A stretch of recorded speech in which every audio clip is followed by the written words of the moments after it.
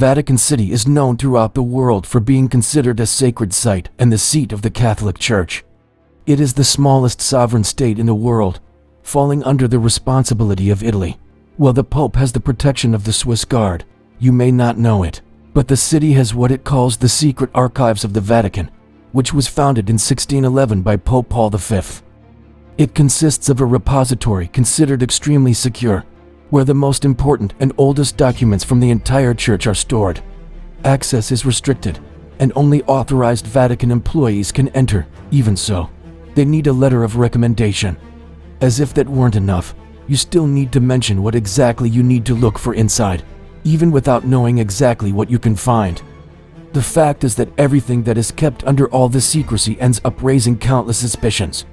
There is a lot of occult material stored inside, which leads many people to believe that diabolical content is hidden. With that in mind, I separated 7 diabolical things that could be hidden in the Vatican. But before continuing with the video, subscribe to the channel so you don't miss a video and leave your like. It's very important for the channel, so let's go. Although the idea that Jesus had a family and children is not accepted by the Christian community, it is worth considering that little is known about what happened in his life from childhood until his 30s, shortly before he was crucified. Thus, it may be that he actually started a family, which raises questions about his lineage.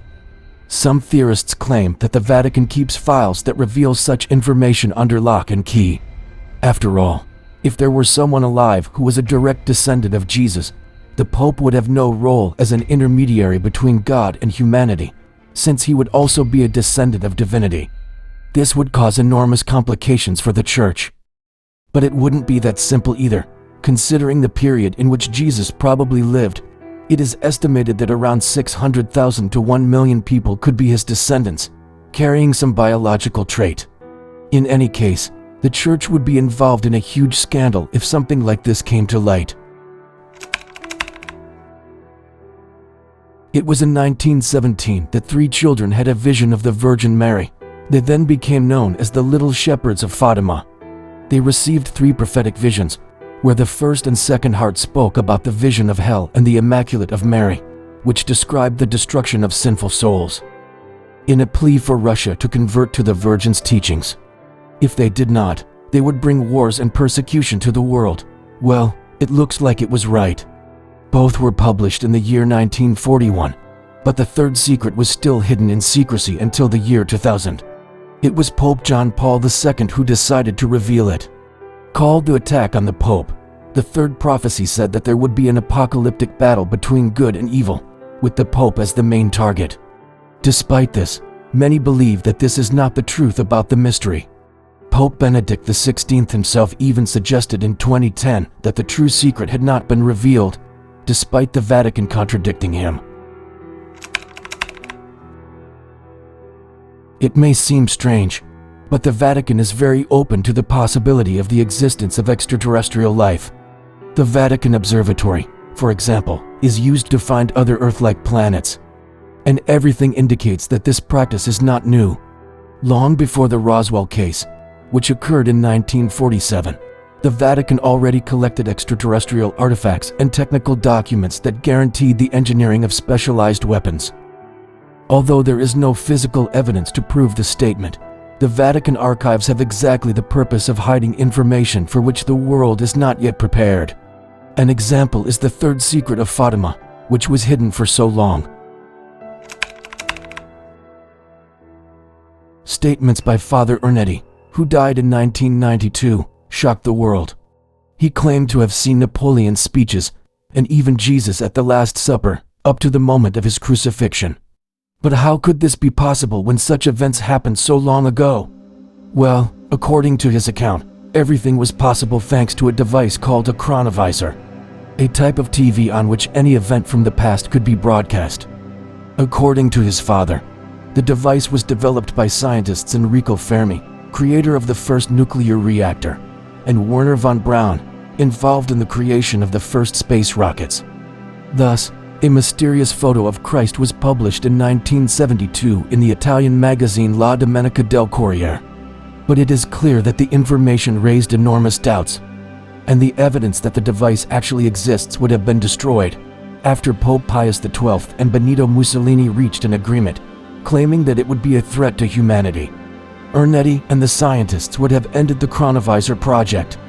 However, some religious believe that the Vatican still has possession of the original device. Gabriele Amorth, who passed away in 2016, was the Vatican's oldest and most famous exorcist. He really knew how to recognize a devil and claimed to have had the opportunity to come face to face with the devil himself. In his words, "Satan is pure spirit, although at times he seems like a furious animal." Using a ritual from the year 1614 by Pope Paul V, Amorth claims to have prolonged the devil under frightening situations. In 2010 he made headlines claiming that Satan was in the Vatican, and everything indicates that he was not speaking figuratively. In his opinion, the scandals and corruption that have plagued the Church in recent years.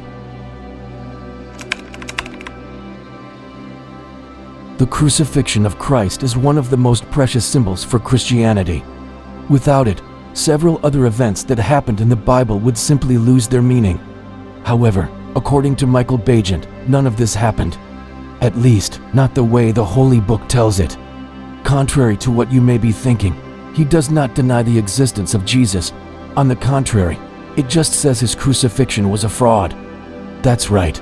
For the author, Jesus would have made an agreement with Pontius Pilate, since it was in Rome's interest to keep him alive, despite all the pressure they received to kill him.